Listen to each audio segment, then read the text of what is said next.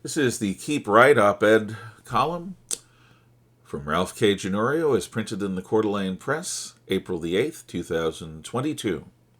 Reconstructing a Compassionate Us.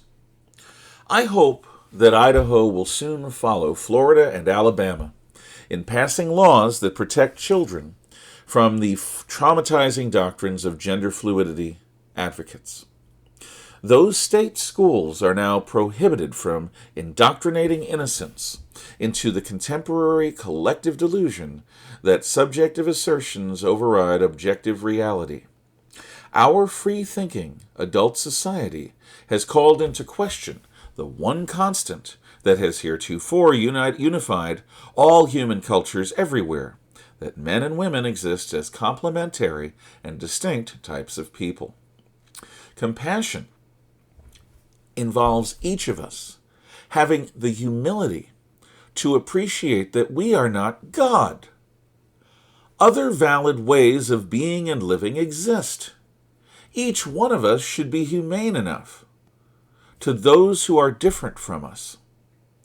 However, forcing people to treat a man as if he is a woman is a form of oppression.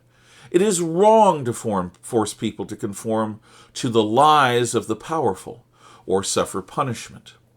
Worse than this is today's practice of warping the natural development of pre-sexual children and adolescents by sowing existential confusion and self-loathing in innocent children. This is child abuse. Encouraging children and teens to alter their hormones or their organs through drugs or surgery is nothing less than inciting vulnerable people to engage in self-mutilation. This attempt to define away the existence of biological gender is new. There have always been individuals whose sexuality defied convention. However, no society but our own has tried to wish masculinity and femininity away in order to accommodate those who fit comfortably in neither category. Despite what LBGTQ advocates say, this dispute is not about compassionately easing the pain of those whose sexuality is untypical or non-traditional. The argument that gender is a social construct that has little relation to biological sex comes straight out of the French philosophical movement of postmodern deconstructivism.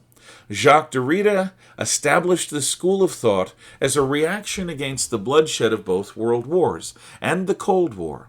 It was developed in France as a consequence of the agony of France's division, defeat, and occupation by the Nazis between 1940 and 1944. Postmodern deconstructivists assert that the West is too depraved to be allowed to continue. Since the West is rooted in objective rationalism, it can be deconstructed by breaking an individual's relationship to tradition, logic, rationality, and our shared reality. Language itself becomes useless as words no longer mean distinct things. Instead of being a code that makes common understanding possible between people, each collection of sounds instead reflects the unique inner life of each speaker. No human relationship can long withstand this unlearning of its shared language. It is more than the West that is threatened by postmodern deconstructivism. When we destroy language, we threaten our own mind's ability to have a coherent internal monologue. Our very sentience is put at risk.